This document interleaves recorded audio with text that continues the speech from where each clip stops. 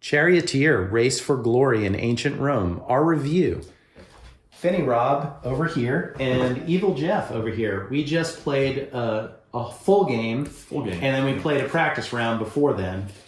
Thoughts on the game, man? I loved it. And it was as close as it can be as a two-player game. I thought it was fine, and I can't wait to play it with more people. Yeah, it was a photo finish right down to the wire. And, the whole game turned out that there's a nice catch-up mechanism if you get far behind with the whip, which is helpful. It keeps you in it, and that way you don't get so discouraged because you get so far behind. Right, a whip lets you catch up to the pack, basically, but it doesn't give you the benefit of being able to surge ahead.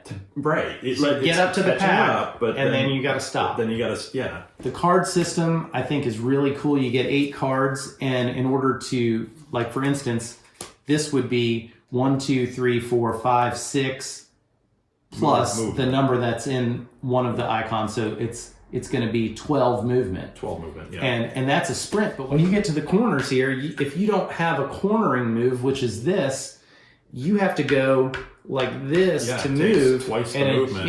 It just hammers you. There's your breakdown of the possible symbols. This is a sprint move, which is basically straight ahead. Yeah. This is an attack, which I think is also pretty brilliant. We can talk about that in a second. And then you've got this cornering, which allows you, when you play it, you get to just stay on the inside and ignore all this back and forth here. But you're talking about a 0, a 1, and a 2. Now, if you match a lot of symbols, you can move. You would move, even if you had 6 zeros, you'd move 6 spaces. If you had 6 2s, you'd move 6 for each symbol, plus the 2 for what the number is. Yeah. And that might get you through the turn, and then that way the next time you can play sprint and not have to worry about going half the moves through the turn. And sometimes though, you just don't have the cards you need. Yeah. But there are ways with these discard tokens that you're going to start with a handful of tokens that everybody gets the same, and they'll have these symbols on them. And then you have these other ones, the square ones, that stay in this bag. And anytime on a move you match 6 symbols, you get to draw out of the bag. Yep. Once you use a token, it's gone for the game. But these things give you just the boost you need when you need it. But this one lets you actually get rid of cards and just sort refresh of your hand. Cull the deck. Then you have the attack, which is this symbol. Right here. Yeah, it goes into the damage area during your turn, but then after the turn is over, then it goes into the damage area, and then those count against your movement. So if you have 10 movement by cards and you didn't get rid of those through healing, because there's a healing process, then you have to deduct 3 from the 10, so you really only have 7 movement. So that's a nice mechanism, because you're gonna get some damage, and you have to deal with it. And if you don't deal with it, it's going to slow you down. That's right. And there are ways to deal with it. The recovery action, before you move, when you use the yellow icons, no matter what the numbers, you're going to be able to reduce the damage in your box before you move by half, round it up. So in this case, you would get rid of both of these. Yeah, and then that allows you to get rid of those before you actually do the move. So really, you're only going to now deduct 1. Also, you're going to have situations where you get to shield, which means you get to remove everything out of the attack box before it moves down, and you don't get to take any more damage that turn. But you don't always get the choice. It depends. You'd have to be able to play this card in a match. The whip icon, we talked about this, about the catch-up mechanism. It's also on some of the tokens.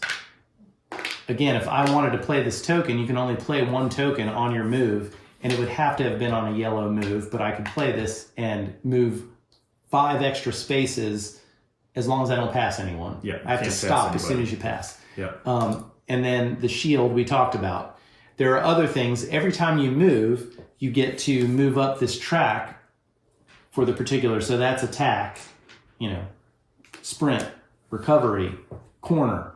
Yeah. Every time you take an action, you get to move up that track. These start moving up. And eventually, get in these areas. Every time you take that action for the rest of the game, you're going to get 3. Every time you take a cornering, you're going to get 5 extra moves. and they fill Sprint, up. You get 7, yeah, but you have to move each time you play.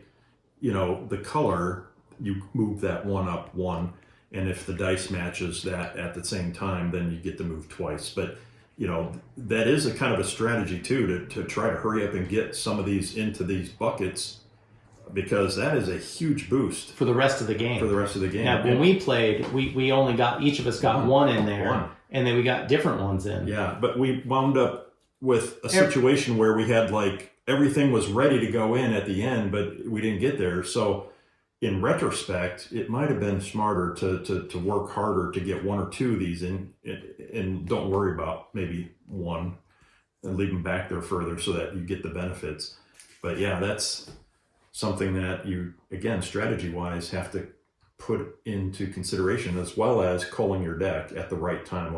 I lost by 2 spaces in our race. And I'll put a link to our game up here, yeah, so you can see, because we go kind of through the rules and you can see how it works. We made a couple of mistakes that we corrected during the game, like forgetting to move our tokens up when we took an action, or drawing out of the bag timely. But we got it pretty much right. You'd get a pretty good idea of the game, but it was so close. I think this would be.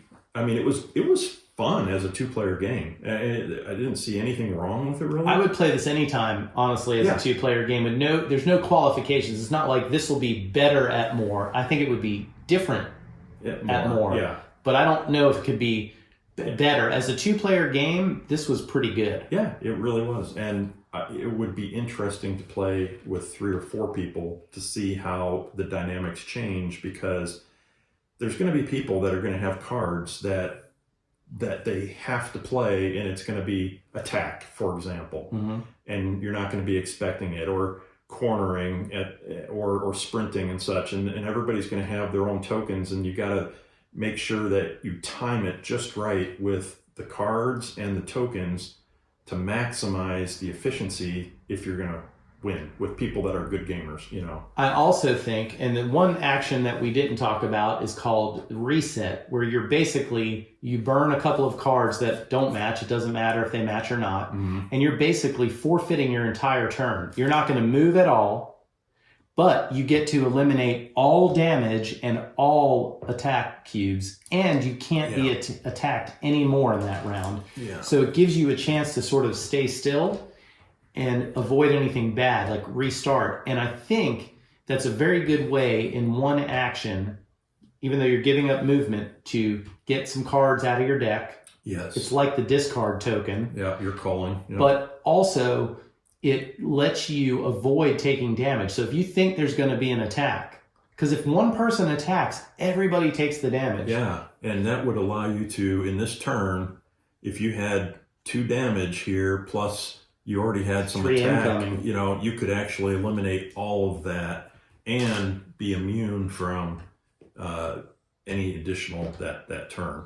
And then if you combine it with a whip action, like I did when we played, the one time I used the reset, I knew I had whip available to use. So I knew that even though I was losing out on that turn, I'd still be able to catch back up to you in a future move to sort of make up for that, as opposed to taking -5 every time.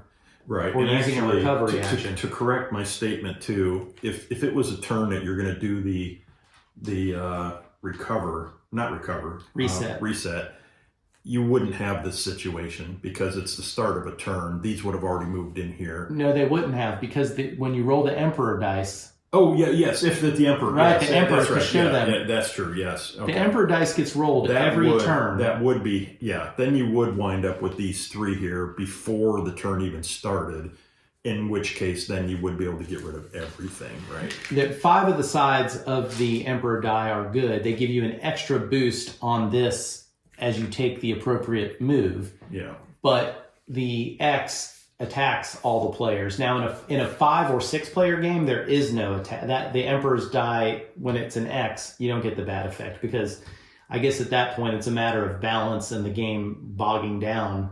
Yeah. With unnecessary, because you're going to be attacking each other anyway. Right. There's going to be people and like I said, attack. One attack with 4 cards puts 2 cubes on everybody's. You don't pick like, I'm attacking Jeff on this turn. That's it, yeah. I like that because even though it's mean in a way, You're first not of all, picking on one person. right. Yeah. And there's a bit of a guessing game because you can see the 2 cards that are coming down. And so you see that an attack might be coming.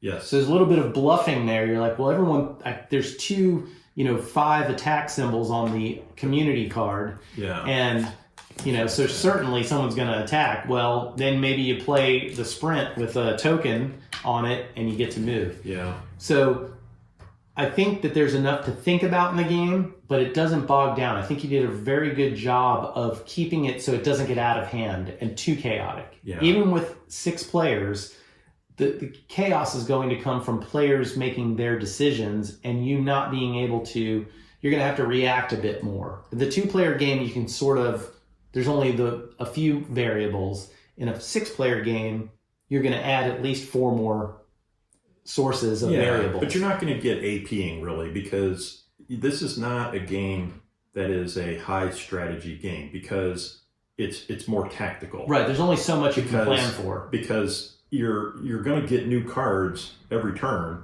and you don't know what you're going to get. So you can plan for a move or 2 ahead, but you're not going to be planning a strategy for long term. Yeah. My long term strategy is go as far as I can in the straights, but not too deep into the corner. That's it, right? Everybody's I want got to that use same the corner, strategy, right? But that's the thing, is that you got to deal with what you're dealt. And I like that in a racing game. It seems like this game really reminds me. You've not played Flamme Rouge, is that correct? No. Which is like the Tour de France, and that game reminds me, there's similarities here. You have your hand of cards. You can sort of plan out some things. You don't want to be in the lead all the time. In fact, if you can time it right, you might want to save your surge to the end. But if you like the theme of chariots and chariot racing, I think they did a really good job of capturing what a chariot race would be like, but also not bogging it down into details of, if I bump this into that and that bumps into that, what triggers first? I don't need that. Yeah, this was much more simplistic, and I liked it. It was a fun game. It didn't hurt my brain. Right. It's a great beer and pretzel game. I think it's not exactly a gateway game, but it's close. It's close. If you've indoctrinated some people and dabbled in some of the gateway games, you might be able to convince them to play this. And I think what would happen is they'd play it and go, I want to play that again. Yeah, because I think it's easy enough to learn. There's not too many rules. It's not complicated. In fact, I think what I would suggest, I don't know if you'd agree with me, but like we did, you might want to play 1 lap, teach 1 lap playing, so that people see how the mechanisms work, and then start over. Yeah. And play the game and then you're playing basically 4 laps and 1 that didn't count and starting over. I think that's how I would do it, and would make it even easier for some people that don't want to listen to mind-numbing explanation of the rules. I mean, the rule book, I read it and taught it to Jeff, and you're talking, it's got 12 pages, including designer notes. There's good diagrams. Everything is well explained in here, and there's a lot of good spacing with pictures and the text, so you're not just sitting there mindlessly reading. I have several GMT games. This is one of the more accessible ones for sure. Yeah, a lot of them are very complicated war games and stuff. And this is a good change. Yeah, this is much more simplistic and fun and kind of light. The components are great. The components are really good. Except the board, for these cards here. This is probably the only thing, but the cards could have been thicker, I think. And also, for whatever reason, our copy has one misprint where this light blue, instead of the sprint icon being green like it's supposed to, it's red.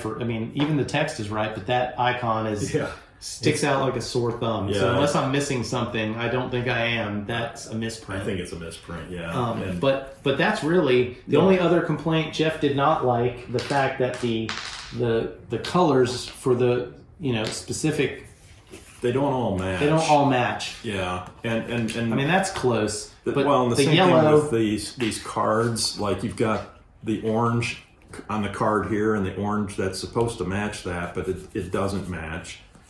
And so, I mean, it's not a big deal. That's mine. I mean, these tokens are nice, thick wood. Yeah, the tokens are great. They're, I guess, laser printed. Very nice. There. Yeah, I mean, the components overall are very good. This board is absolutely insane. I mean, it fits. This is 4 feet wide. If they would have just had a little more attention to detail, it would be beautiful if it was not for just those few things, but it's still great. Yeah, it's fine. On a scale of 1 to great, I'm calling this game great. I mean, I really enjoyed it. It's exactly fits a space of no other game that I own. It's got enough heft, but not near as much as it could have had, and I really liked it. Matt Calkins, you did a great job. This is a really good game. I recommend checking it out. There's going to be people that say, well, this is not like a GMT game. It's not, heavy. It doesn't have, it's way too much money for it. Well, that's a subjective thing. I understand. But to me, I think it's got a good place in the GMT family. Well, and it's different. I mean, it's so many of the games we have, the 18X games and the coin games, they just are very heavy and very detailed in strategy, and this is very light, and we really don't have in my collection that many racing games. I mean, no racing games other than, like you said, Camel Up, and that's really betting as opposed to You Are the Racer.